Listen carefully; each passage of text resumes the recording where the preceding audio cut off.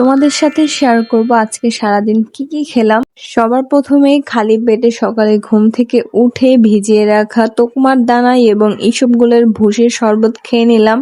সাথে বাইরের আবহাওয়াটা এনজয় করছি, কারণ সকালের বাতাসটা খুবই ঠান্ডা হয়।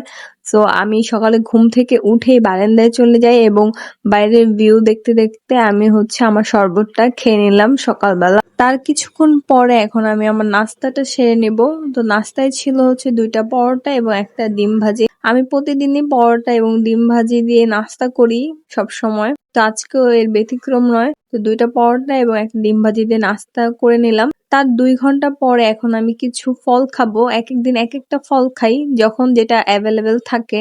তো আজকে খাচ্ছিলাম কমলা এবং আঙ্গুর। এটাও আমি বাইরের ভিউ দেখতে দেখতে খাচ্ছিলাম। এরপর আমি গোসলটা সেরে নেই। গোসল করার পর এখন আমি চলে আসলাম লাঞ্চ করতে। তো লাঞ্চে আজকে ছিল পালং শাকের ভাজি।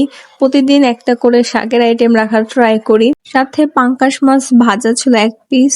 যদিও মাছ আমি এখন তেমন একটা খেতে পারি না, তাও যতটুকু পারি ট্রাই করি। শাক দিয়ে ভাত খাওয়া শেষ হলে এখন আমি নিয়ে নিছি মুরগির মাংস। মুরগির মাংসটা আজকে খুবই মজা হয়েছে, আম্মু রান্না করছে খুবই ঝাল ঝাল করে। আমার কাছে খেতে খুবই ভালো লেগেছে। তো সবসময় তরকারির সাথে আমি একটা লেবু নেওয়ার ট্রাই করি, কারণ আয়রন ট্যাবলেট খেতে হয় তাই। এখন আমি আমার আয়রন ট্যাবলেট খেয়ে নেব। আর যেহেতু আজকে খাবারের সাথে লেবু নেই, তাই আজকে আমি ভিটামিন সি জাতীয় কোনো একটা ফল বা কিছু খাচ্ছি। সেটা আজকে আমরা খাচ্ছি।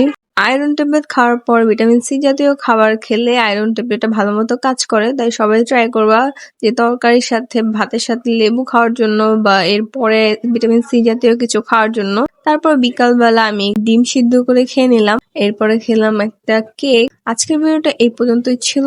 আমাদের ভিডিওটা কেমন লাগলো অবশ্যই কমেন্ট করে জানিও এবং সবাই ভালো থেকো। আল্লাহ হাফেজ।